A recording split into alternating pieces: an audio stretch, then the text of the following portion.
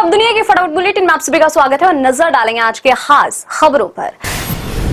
संसद में गूंजा इंडिगो एयरलाइन की फ्लाइट कैंसिल होने संबंधी की गूंज। अखिलेश यादव का तंज, इंडिगो के आगे सरकार ने टेके घुटने, 7वें दिन 500 से अधिक फ्लाइट्स कैंसिल। सुप्रीम कोर्ट ने सोमवार को इंडिगो संकट पर तत्काल सुनवाई से किया इनकार। शीर्ष अदालत ने इस संकट को गंभीर बताते हुए कहा कि सरकार ने इस मामले को गंभीरता से लिया है और समय पर कार्रवाई की है। इंडिगो संकट पर राज्यसभा में बोलते हुए केंद्रीय नागरिक उड्डयन मंत्री राममोहन नायडू किंजरापू ने कहा, जिन भी पैसेंजर्स को देरी और कैंसिलेशन की वजह से दिक्कत हुई है उनके लिए सख्त सिविल एविएशन रिक्वायरमेंट्स लागू हैं। एयरलाइन ऑपरेटर्स को इन रिक्वायरमेंट्स को मानना होगा। छत्तीसगढ़ में रामेश्वर मज्जी समेत 12 नक्सलियों का सरेंडर। नक्सलियों के पास से हथियार भी बरामद। सुरक्षा बलों ने मज्जी पर रखा था 1 करोड़ का इनाम। कांग्रेस सांसद प्रियंका गांधी ने लोकसभा में कहा, हम वंदे मातरम पर यहां चर्चा कर रहे हैं क्योंकि पश्चिम बंगाल चुनाव नजदीक आ रहे हैं। सरकार देश का ध्यान ज्वलंत मुद्दों पर भटकाना चाहती है, वह वर्तमान और भविष्य की ओर नहीं देखना चाहती। संसद में वंदे मातरम पर बहस के दौरान पीएम मोदी ने नेहरू पर साधा निशाना। जिन्ना के आगे नेहरू ने टेके घुटने।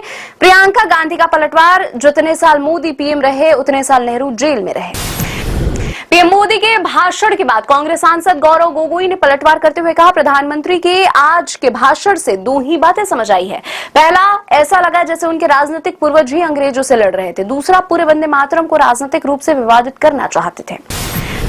सपा नेता अखिलेश यादव ने कहा, सत्ता पक्ष हर चीज पर कब्जा करना चाहता है। ये लोग हर बात का श्रेय लेना चाहते हैं। जो महापुरुष इनके नहीं है, ये उन्हें भी कब्जाने की कोशिश करते हैं। इनकी बातों से लगता है कि वंदे मातरम इन्हीं का बनवाया हुआ गीत है। वंदे मातरम सिर्फ गाने के लिए नहीं, निभाने के लिए भी है। इंडिगो के नहीं सुधरे हालात। इंडिगो ने 500 उड़ाने की रद्द। नागर विमानन मंत्रालय ने कहा, सोमवार को 138 में से 137 गंतव्यों के लिए 1802 उड़ानों के संचालन की योजना। लोकसभा में कांग्रेस के उपनेता गौरव गोगोई ने कहा, प्रधानमंत्री ने वंदे मातरम पर चर्चा को राजनीतिक रंग देने का प्रयास किया। वह और भाजपा जितने भी प्रयास कर ले, पंडित नेहरू पर दाग नहीं लगा सकते। नागर विमानन मंत्रालय ने कहा, इंडिगो यात्रियों के 4500 बैग लौटा चुकी है। अगले 36 घंटे में बाकी 4500 बैग भी यात्रियों को सौंप दिए जाएंगे। बंगाल में बाबरी मस्जिद बनाने वाले टीएमसी के निलंबित विधायक हुमायूं कबीर ने ओवैसी से बढ़ाई नजदीकियां। सोशल मीडिया पर शेयर किया चंदा मिलने का वीडियो।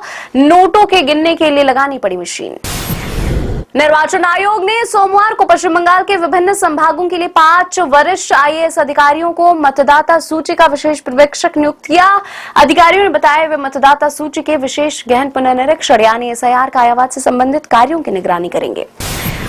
वाराणसी पुलिस ने कोडीन आधारित कफ सिरप की अवैध बिक्री के आरोप में 2 लोगों को गिरफ्तार किया है। एक पुलिस अधिकारी ने बताया, रविवार शाम विशाल कुमार जायसवाल और बादल आर्य को गिरफ्तार किया गया। अमेरिका के अल्बानी में एक घर में आग लगने की घटना में गंभीर रूप से घायल हुए दूसरे भारतीय नागरिक की भी मौत हो गई। न्यूयॉर्क में स्थानीय अधिकारियों और भारतीय मिशन ने बनाया सहज रेड्डी उडमला की मौत के 1 दिन बाद शनिवार को अन्वेश सरापेल्ली ने भी दम तोड़ दिया। दोनों गंभीर रूप से झुलस गए थे।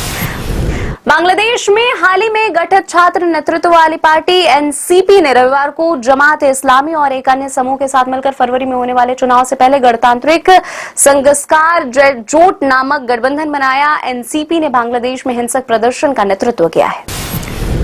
पाकिस्तान के खैबर पख्तूनख्वा प्रांत में सोमवार को चलाए गए अभियान में कम से कम 6 आतंकवादी और 1 सुरक्षाकर्मी की मौत हो गई, जबकि कई अन्य घायल हो गए, पुलिस ने बताया। वहीं पंजाब प्रांत में सुरक्षा बलों ने 12 आतंकवादियों को गिरफ्तार किया।